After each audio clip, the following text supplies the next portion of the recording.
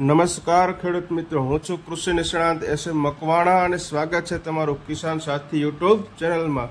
તો ખેડૂત મિત્રો, આજના વિડીયોના માધ્યમથી અમે તમને જણાવવાના છીએ કે બટાકાની ખેતી પદ્ધતિ કેવી રીતે કરવી અને આજના વિડીયોમાં આપણે કયા કયા ટોપિક કવર કરવાના છીએ તેની ખૂબ માહિતી, પૂરેપૂરી માહિતી આપવાના છીએ. જેવા કે આબોહવા બટાકાના પાકને કેવી આબોહવા માફક આવે છે, કેવી જમીન માફક આવે છે, જમીનની તૈયારી કેવી રીતે કરવી, બટાકાના વાવેતર સમયે બીજની પસંદગી કેવી રીતે કરવી, વિસ્તાર પ્રમાણે જાતોની પસંદગી, બધી જ માહિતી આપવાની છે. ત્યારબાદ વાવેતર સમય, સુધારેલી જાતો, બીજ દર, બીજ માવજત, રોપણીનું અંતર, ખાતર વ્યવસ્થાપન, પિયત વ્યવસ્થાપન કઈ રીતે કરવું, રોગ અને જીવાતનું નિયંત્રણ ટૂંકમાં સમજાવશું. ત્યારબાદ આંતરખેડ કઈ રીતે કરવી, કાપણી, સંગ્રહ, ઉત્પાદન, આ તમામની માહિતી આજના વિડીયોમાં આપણે આપવાની છે. તો ખેડૂત મિત્રો, અંત સુધી આ વિડીયો જોજો સ્કીપ કર્યા વગર.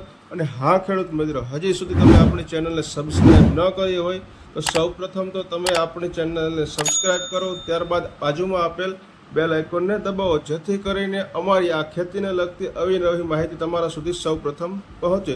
તો ખેડૂત મિત્રો, ઝાઝો સમય ન લેતા ચાલો આપણે આજે વિડીયોને શરૂઆત કરીએ. તો ખેડૂત મિત્રો, બટાકાના પાકને કેવી આબોહવા માફક આવે છે તેની થોડીક વાત કરીએ. તો ખેડૂત મિત્રો, બટાટાની સફળ ખેતી માટે ઠંડી અને સૂકી આબોહવા અનુકૂળ ગણાય છે. સૂર્યપ્રકાશયુક્ત દિવસો અને નીચું ઉષ્ણ તાપમાન એટલે કે 18°C થી 28°C વાળો સમયગાળો બટાટાના વિકાસ માટે શ્રેષ્ઠ ગણાય છે. શિયાળાની ઋતુમાં સામાન્ય રીતે ઉપલબ્ધ છે. આવો સમયગાળો શિયાળાની ઋતુમાં ઉપલબ્ધ હોય છે. તેથી શિયાળો બટાટાની વાવણી માટે યોગ્ય ઋતુ તરીકે માનવામાં આવે છે. ત્યારબાદ વાત કરીએ જમીનની.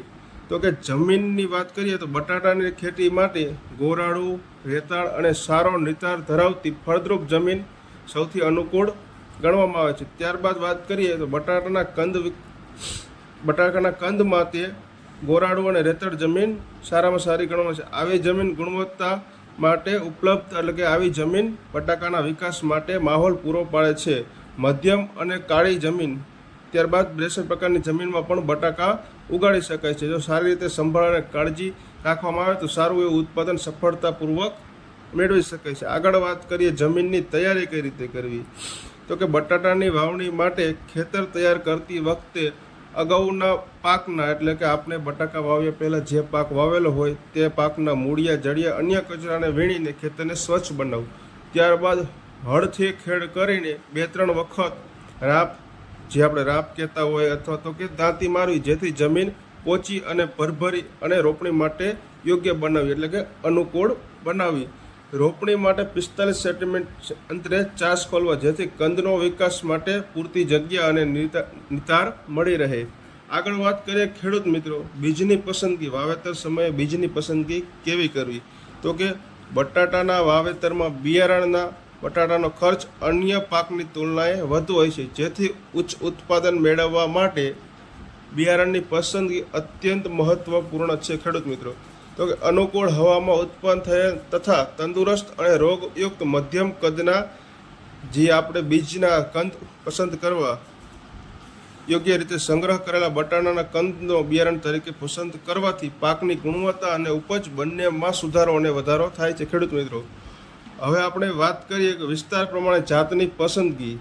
તો કે ઉત્તર ગુજરાતમાં બનાસકાંઠા, મહેસાણા, પાટણમાં વહેલી પાકતી જાતો, એટલે કે 80 થી 90 દિવસમાં પાકતી કુફરી ચંદ્રમુખી અને કુફરી પુખરાજ. ત્યારબાદ વાત કરીએ તો મધ્યમ જાતો 100 થી 110 દિવસમાં પાકતી જાતો કુફરી બડીસા, કુફરી સિંધુરી. ત્યારબાદ મોડી પાકતી જાતો 120 દિવસથી વધુ સમય લેતી કુફરી લલીમા અને કુફરી જવાર. આ થઈ ઉત્તર ગુજરાતના. ત્યારબાદ મધ્યમ ગુજરાત, એટલે કે આણંદ, ખેડા, વડોદરા, એમાં વહેલી પાકતી જાત કુફરી પુખરાજ. ત્યારબાદ મધ્યમ જાત 100 થી 110 દિવસ સમય લેતી કુફરી બડીસા. ત્યારબાદ મોડી પાકતી 120 દિવસથી વધારે, એમાં વાત કરીએ તો કુફરી લલીમા. અને દક્ષિણ ગુજરાતમાં વાત કરીએ આપણે વહેલી પાકતી જાત કુફરી બહાર અને કુફરી સિંધુરી. મધ્યમ જાતની વાત કરીએ તો કુફરી જવાહર. ત્યારબાદ આપણે વાત કરીએ તો કે ખેડૂત મિત્ર કુફરી પુખરાજ અને કુફરી સિંધુરી સૌથી વધુ લોકપ્રિય અને ઉપજદાર જાત છે. ચિપ્સ અને પ્રોસેસિંગ માટે કુફરી ચિપ્સનો પણ યોગ્ય રીતે કુફરી ચિપ્સ યોગ્ય રીતે ગણવામાં આવે છે. સુધારેલી જાતની આપણે વાત કરીએ ખેડૂત મિત્રો તો કે એમાં છે બાદશાહ, સદાબહાર, કુફરી જ્યોતિ, કુફરી લોકર, કુફરી જવાહર, ચિપ્સોના 1 અને ચિપ્સોના 2. ખેડૂત મિત્ર આ બધી વાત થઈ સુધારેલી જાતોની યોગ્ય વિસ્તાર વાઇઝ જાતની પસંદગીની વાત થઈ ગઈ ખેડૂત મિત્રો. હવે આગળ વાત કરીએ બટાકાના પાકનો વાવેતર સમય ખેડૂત મિત્રો. તો કે ઉત્તર ભારતમાં ઓક્ટોબર અને નવેમ્બરમાં બટાકા વાવી શકાય છે અને ગુજરાત મહારાષ્ટ્રમાં ઓક્ટોબર અને ડિસેમ્બરમાં. તો ઘણા ખેડૂત મિત્રો આપણે ગુજરાતમાં ઉત્તર ગુજરાતમાં વાત કરીએ તો ઓક્ટોબરના છેલ્લા અઠવાડિયાથી વાવેતર શરૂ કરી દે છે. પણ ખાસ કરીને ખેડૂતો બટાટાની વાવણી રોપણી માટે નવેમ્બર માસના બીજા પખવાડિયામાં ભલામણ કરવામાં આવે છે. હવે આગળ વાત કરીએ ખેડૂત મિત્રો આપણે બીજ દરની. તો કે બટાટાના વાવેતર માટે હેક્ટર દીઠ અંદાજે 3000 કિલોગ્રામ બિયારણની જરૂર પડે છે, જેમાં 25થી 40 ગ્રામ વજનના તંદુરસ્ત 2 થી 3 આંખો ધરાવતા ટુકડા અથવા તો આંખના કંદનો ઉપયોગ કરવો જરૂરી છે. બીજને માવજત કઈ રીતે આપી ખેડૂત મિત્રો, એટલે કે બીજ માવજત. તો કે રોગમુક્ત વાવણી સુનિશ્ચિત કરવા માટે 1 કિલોગ્રામ 1000 કિલોગ્રામ બટાટાના કાપેલા ટુકડાને 500 ગ્રામ મેન્કોજેબ તથા 5 કિલોગ્રામ સખ જીરું સાથે પટ આપો, જેનાથી કોહવારાના રોગનું અસરકારક નિયંત્રણ કરી શકાય છે.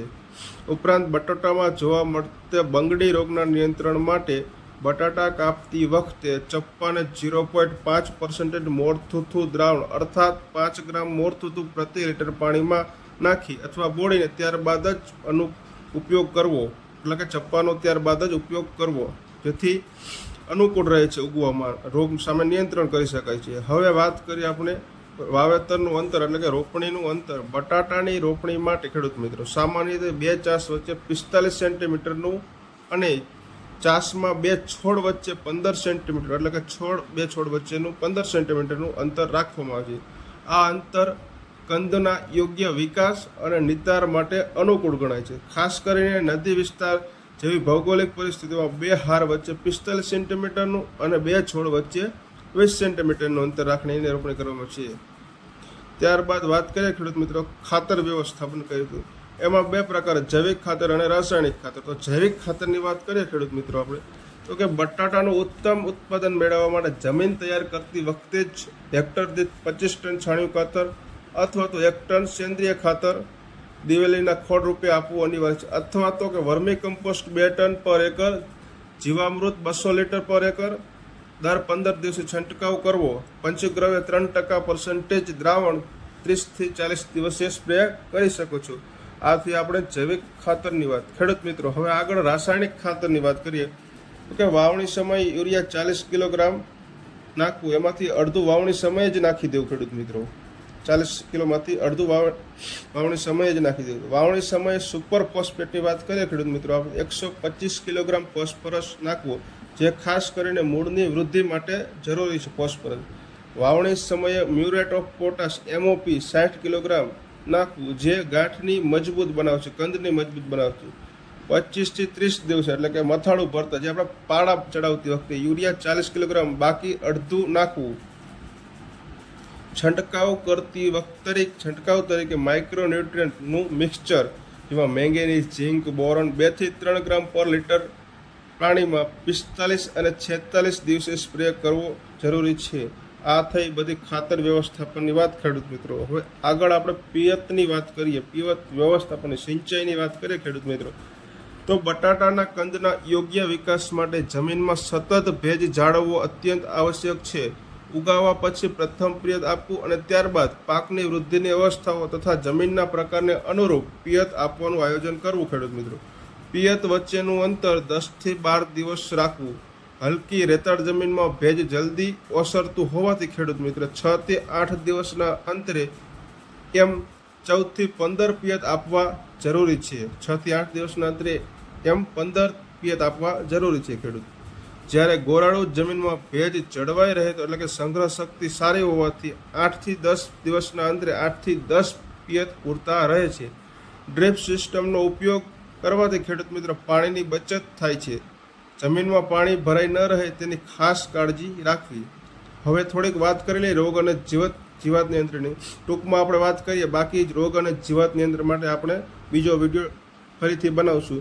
તો કે રોગની વાત કરીએ તો લેટ બ્લાઇટ, પાનના ટોપે કાળા ડાઘ, જેનું નિયંત્રણ કેવી રીતે? મેન્કોજેબ 2.5 ગ્રામ એટલે 2.5 ગ્રામ પર લિટર અથવા રિડોમિલ ગોલ્ડ 2 ગ્રામ પર લિટરે છાંટવો.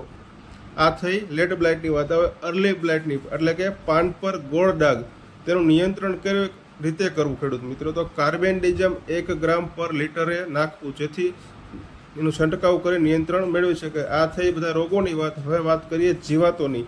આફિડ જાસીસ જે પાન ચૂસી લે છે, તેમાં નિયંત્રણ કરવા માટે ઇમિડાક્લોપ્રિડ 0.5 ml પર લિટરે મિક્સ કરી અને છંટકાવ કરવો, સ્પ્રે કરવો. હવે વાત કરીએ આપણે જે સંગ્રહ દરમિયાન ટ્યુબર મોથ આવતું હોય છે, તો તેનું નિયંત્રણ કર્યું. જે સંગ્રહ દરમિયાન નુકસાન કરે છે ટ્યુબર મોથ, તો સંગ્રહ સમય યોગ્ય વાયુચલન રાખવું. ઉપર આપણે પંખા ગોઠવતો જે ગોઠવું વાયુચલન રાખવું. આ બધી જીવાત અને રોગોની વાત થઈ ખેડૂત મિત્ર. હવે આગળ વાત કરીએ થોડીક આંતરખેડની.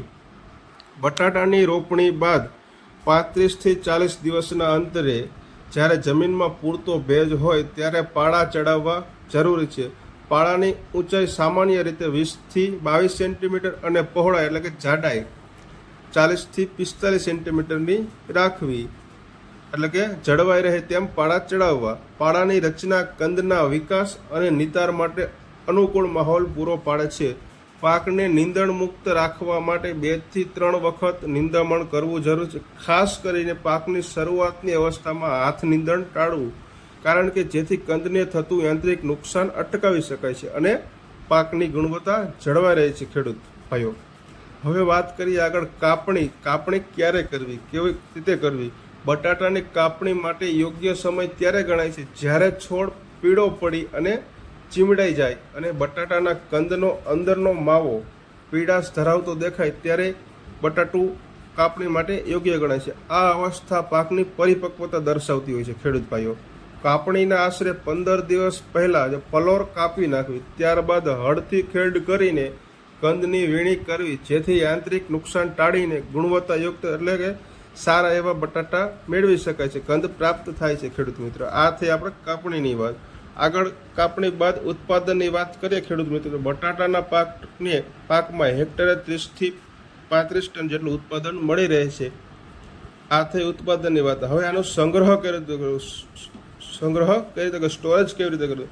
તો કે ખેડૂત મિત્રો કોલ્ડ સ્ટોરેજમાં 2 થી 4 અંશ સેલ્સિયસ તાપમાન જાળવી રાખવું અને સૂકા હવામાનમાં ચાલતા સ્થળે એટલે કે સૂકા અને હવા ચાલતા સ્થળે થોડી વાર રાખીને જ ઠંડા સ્ટોરમાં મૂકવા ખેડૂત મિત્રો. તો ખેડૂત મિત્રો આજનો વિડીયો અહીંયા સુધી જ રાખી. જો ખેડૂત મિત્ર તમને આ માહિતી સારી લાગે તો બીજા ખેડૂત મિત્રોને અવશ્ય શેર કરજો, જેથી કરીને ખેડૂત મિત્રો બટાકાના વાવેતર સમયે આ વિડીયો જોવે અને માહિતી મેળવે ત્યારબાદ વાવેતર કરે. તો ખેડૂત મિત્રો વિડીયો જોવા બદલ તમારો આભાર. જય જવાન જય કિસાન.